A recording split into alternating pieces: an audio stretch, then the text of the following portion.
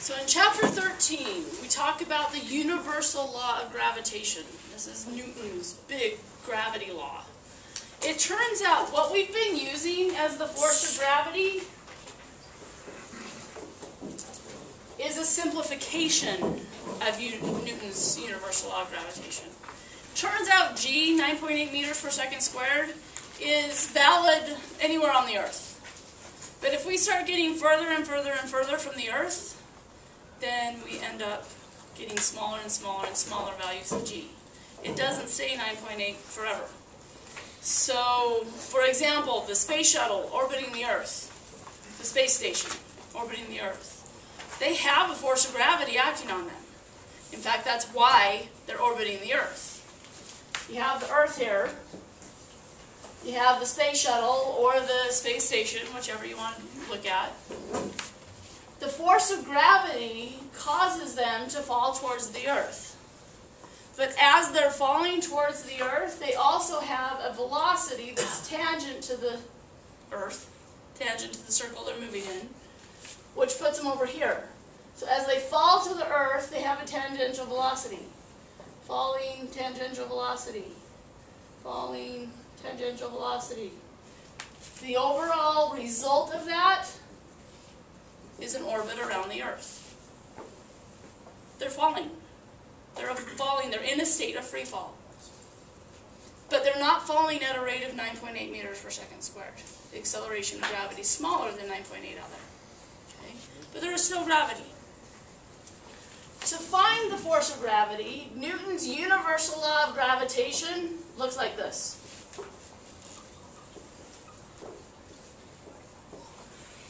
Big G is a constant. It's not 9.8. Big G is called the universal gravitational constant. It has a value of 6.67 times 10 to the negative 11.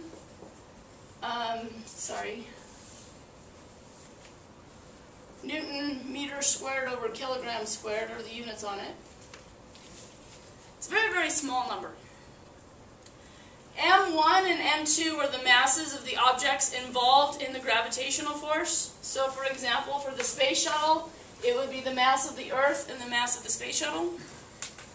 R is the distance from center to center.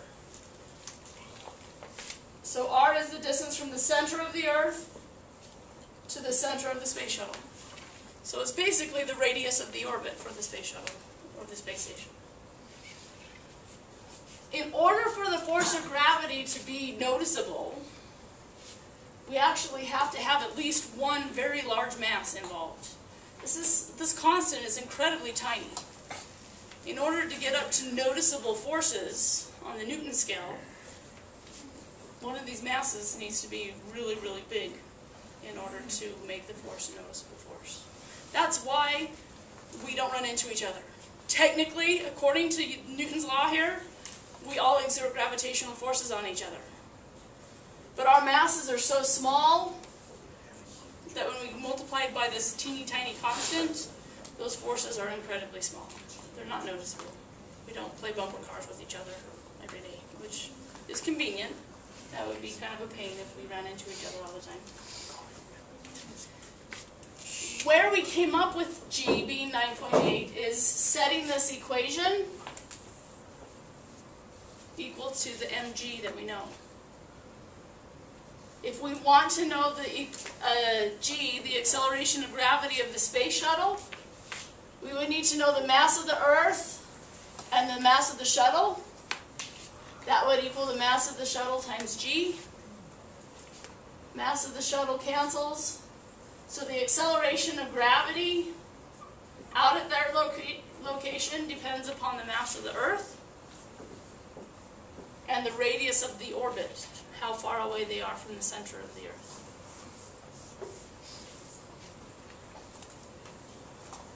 You can actually find the acceleration of gravity on another planet using the same equation.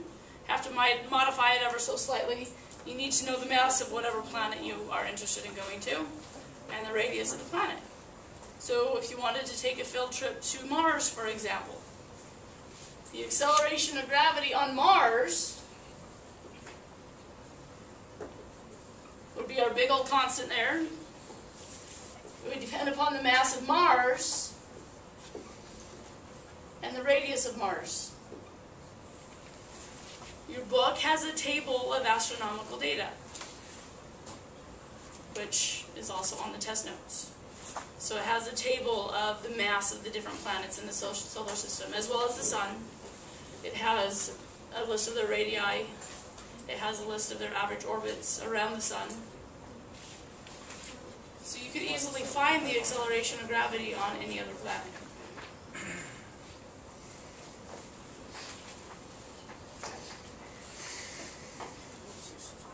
Now, by the way, why do the astronauts feel weightless? If there is a force of gravity acting on the space shuttle, then there's also a force of gravity acting on the astronauts inside the shuttle.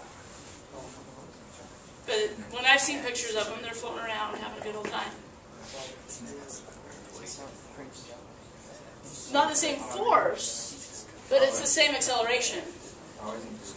They're both in a state of free fall. They're both falling at the same rate. If the space shuttle is falling as fast as the astronauts, there can't be a normal force. Remember, our concept of weight is normal force. What we feel is normal force.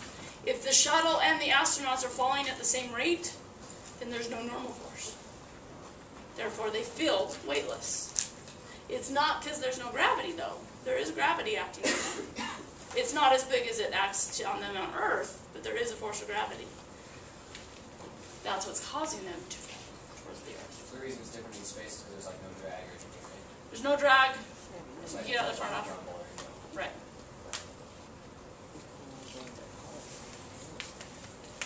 Okay, so this is one of our equations. If you want to find the force of gravity acting on between two objects, you simply need to know the mass of the two objects and how far away they are from each other. One other equation we have. It turns out there have been a lot of theories in the past as to how the solar system and the universe was all constructed. Early on, it was believed that the Earth was at the center of the universe, which was really not a bad hypothesis, because you go outside, the sun rises in the east, sets in the west every day. The moon rises in the east, sets in the west every day. The stars rise in the east, set in the west. So that seems fairly obvious that we would assume that they're all moving around us. That was a decent assumption for what they knew. Now, it came to be that some scientists started believing otherwise, thinking, you know what, maybe we're not the center of everything. Maybe we're just seeing the sunrise because of how we're moving.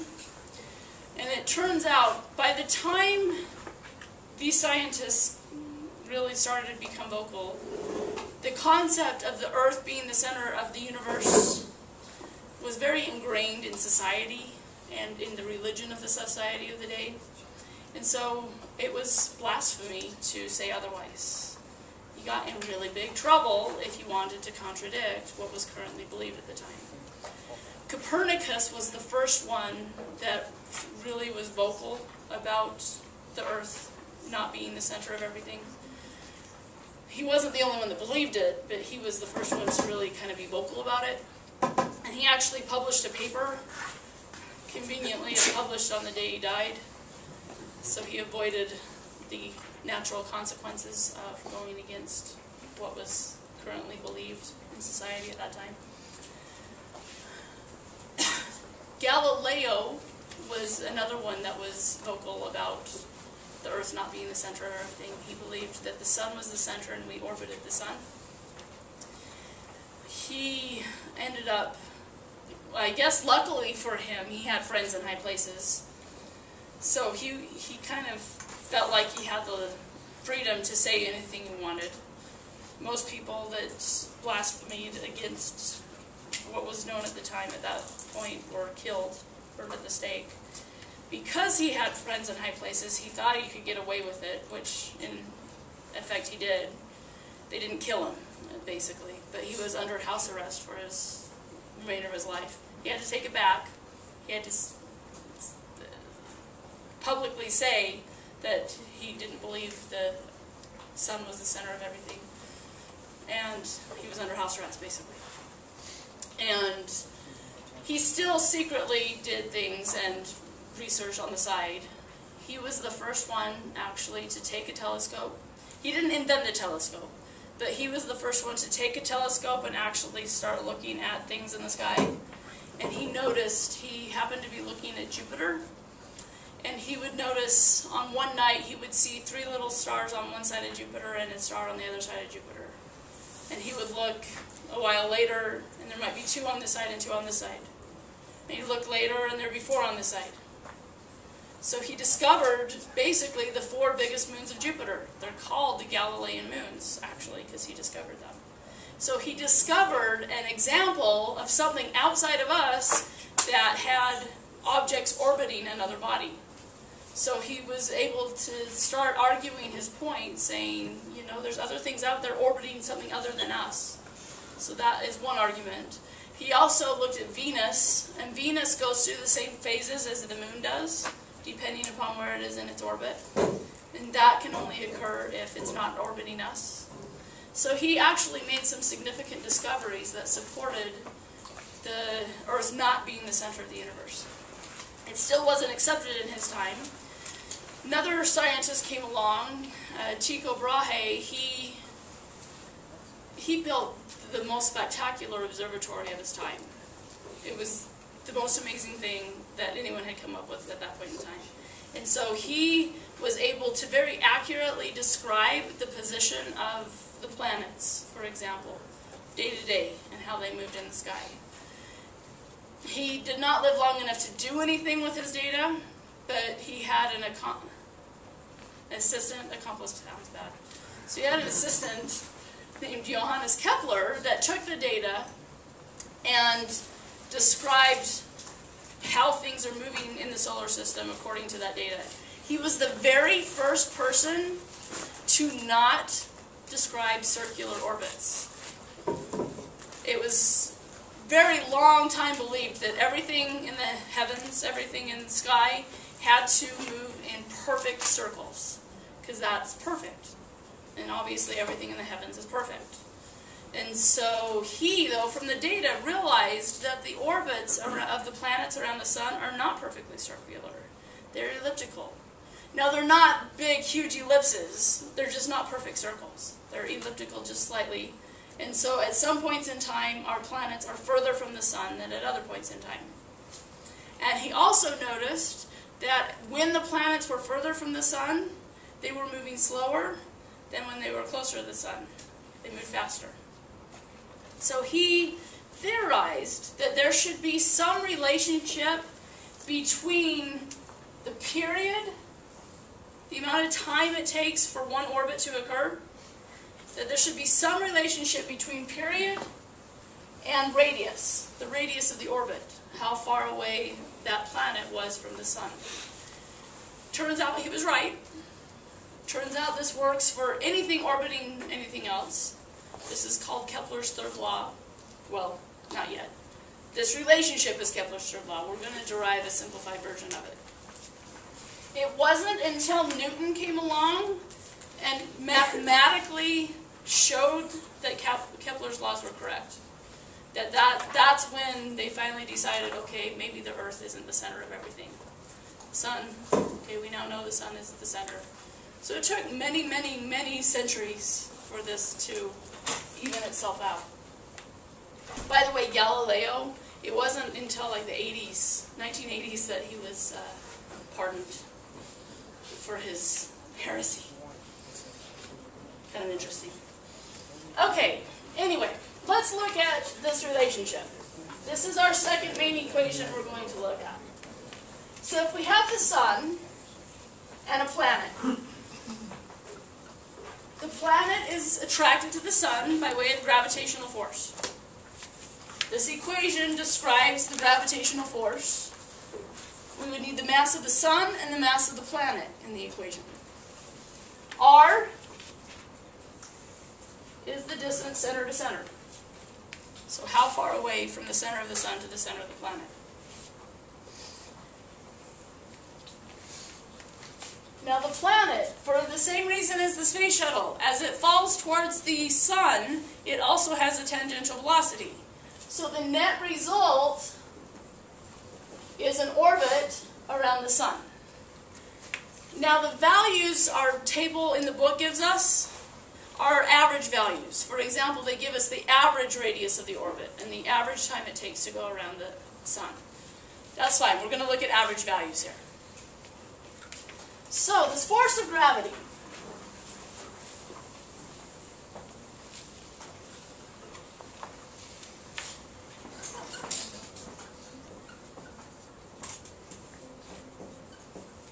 That's the force of gravity acting on the planet.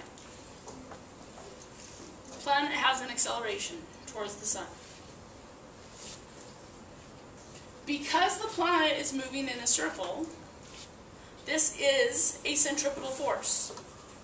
The force of gravity is causing the planet to move in a circle. If we somehow had a magic gravity on-off switch, and we turned gravity off, the planet would just continue moving in a straight line tangent to the circle, because it would have nothing pulling on it, making it change direction.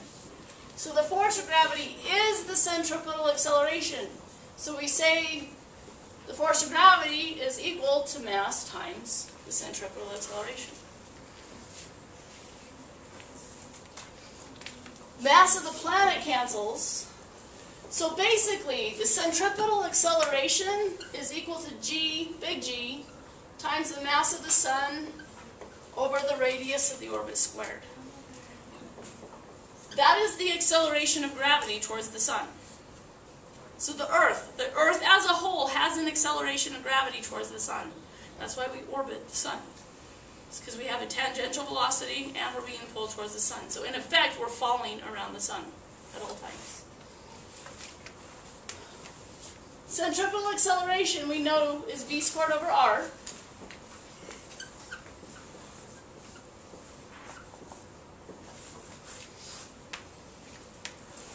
So we can actually cancel one of these r's here. So basically, v is the square root of g times the mass of the sun over r. That's the speed of the orbit. That tells you how fast the planet is moving around the sun. The number of meters per second. Depends upon the mass of the sun itself, and it depends upon how big the orbit is. So planets that are further away are going to be moving slower than planets that are closer in. Now to relate this to period, the amount of time it takes to complete an orbit.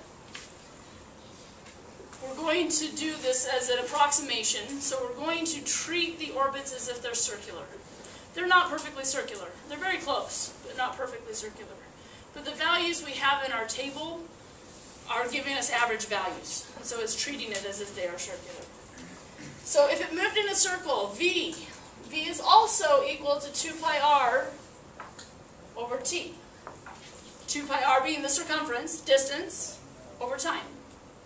So 2 pi r is one revolution, one orbit. T is the amount of time for that one orbit. So relating these two, let's go ahead and square this side. Actually, we've got to square both sides, of course. So squaring this side, we get 4 pi squared r squared over t squared.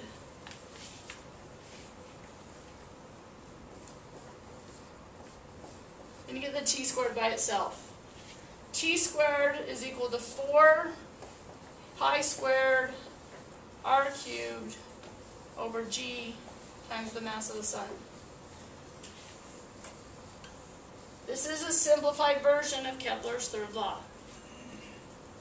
This is the version assuming the orbits to be circular. Turns out the amount of time it takes to make an orbit is directly related to how big the orbit is.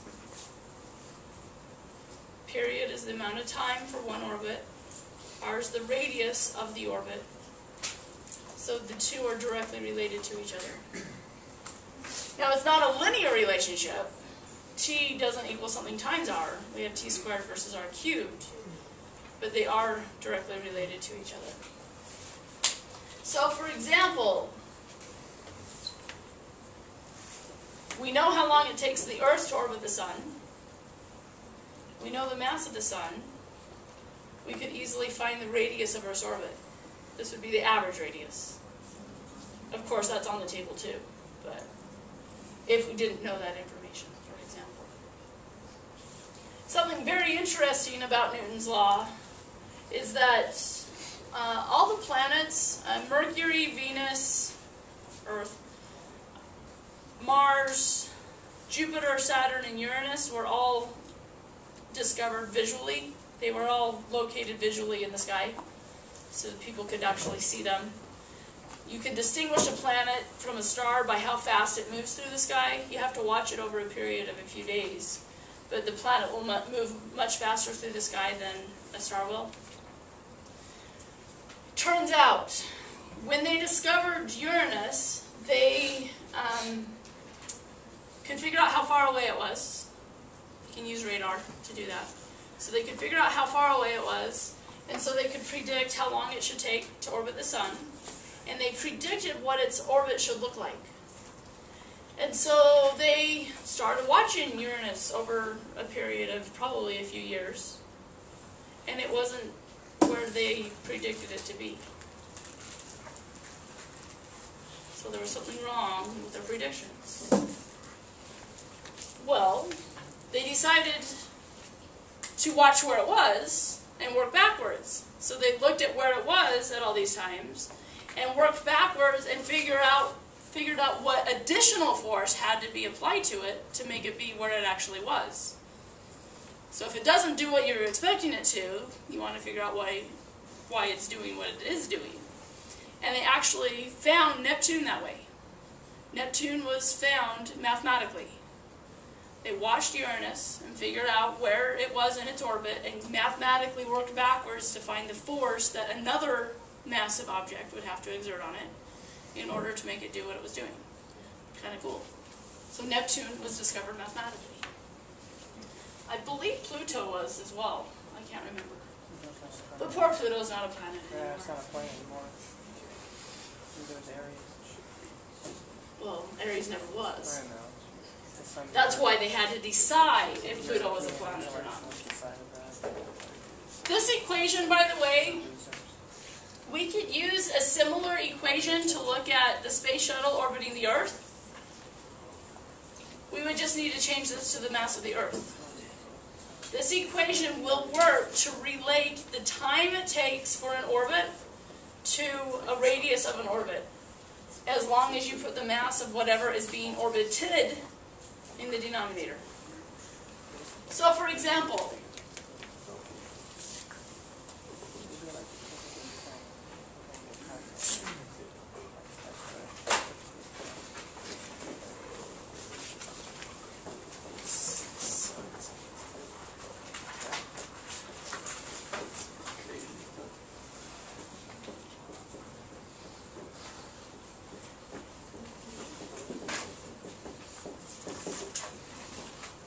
what is the orbital radius of a geosynchronous satellite?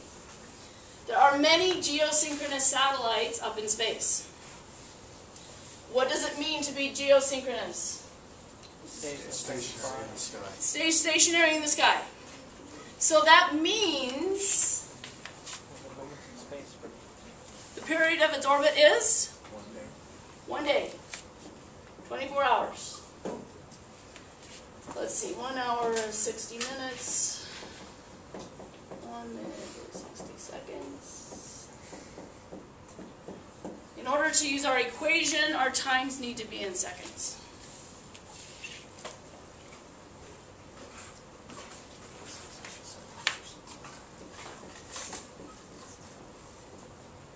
So 86,400 seconds for this satellite to orbit the Earth.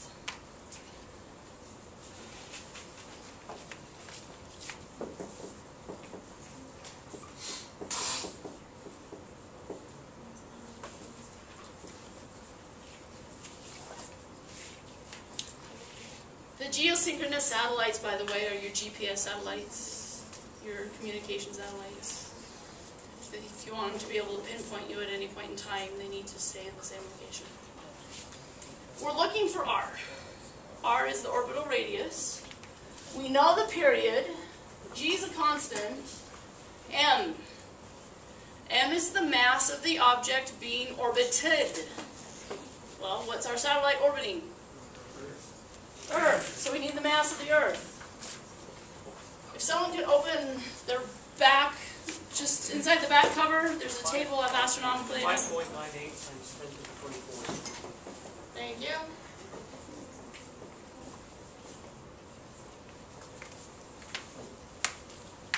I'll go ahead and write down G. G is a constant.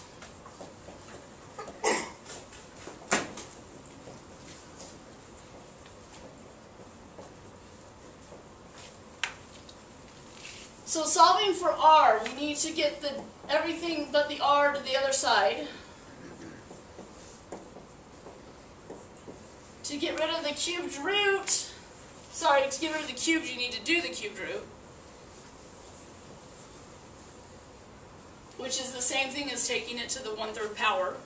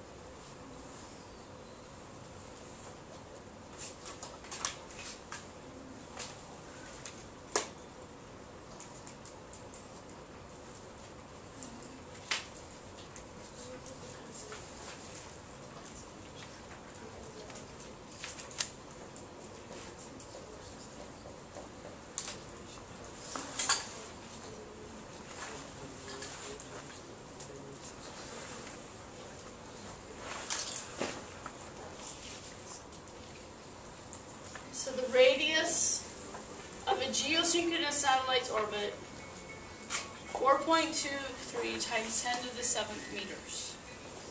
Now that's from the center of the Earth.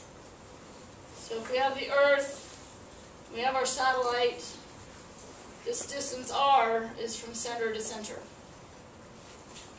So if you wanted to know how high above the surface of the Earth it is, you'd need to subtract off the radius of the Earth. And that would give you the altitude of the satellite. This equation is very nice, though. Astronomers use it quite often, actually.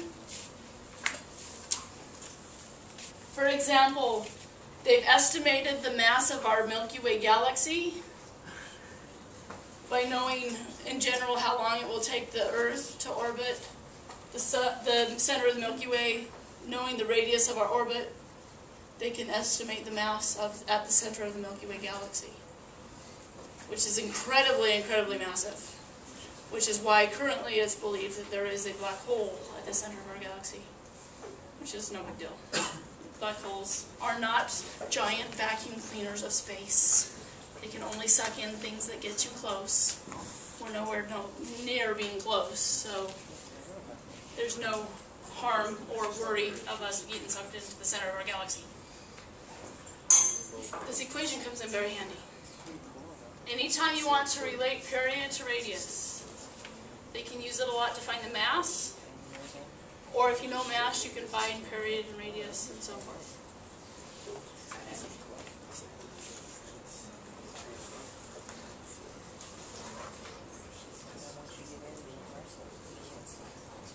Questions on doing this problem? So the main equations from chapter 13, the take home.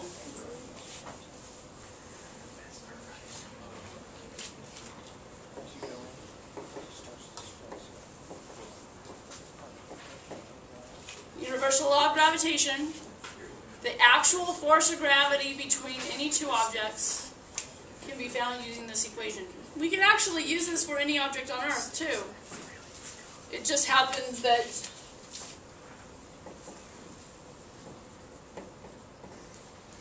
G was equal to little g, the acceleration of gravity, was equal to big G times the mass of the Earth over the radius of the Earth squared. It turns out G does vary from sea level to the top of a mountain. It varies from being like 9.83 to 9.77.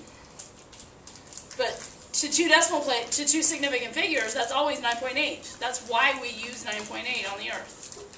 It really isn't 9.8 the whole time, if you want to be more significant. At sea level, G is bigger than at the top of the mountain. G is smaller. And that's because this radius, this distance from the center of the Earth is different. But it rounds to 9.8, which is why we used m times little g for the force of gravity. If you get further and further from the Earth, or you visit another planet, so forth, you'll want to use the top equation. Or find G on your other planet and find the force of gravity the old way.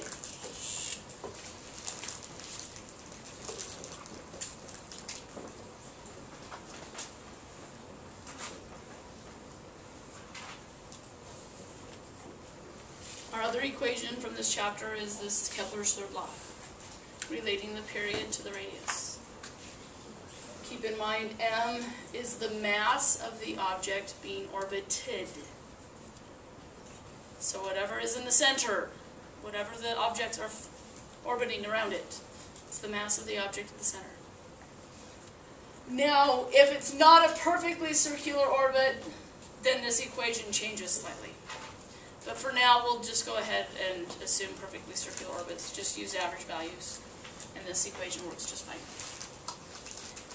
So if you have any problems that you want to relate period, amount of time to complete an orbit to radius, just jump in and use that equation. You don't need to derive it again. It's there. Use it. Okay? You don't have to. You're welcome to derive it again if you really want to, but hopefully you'll come up with the same result. So you might as well use it.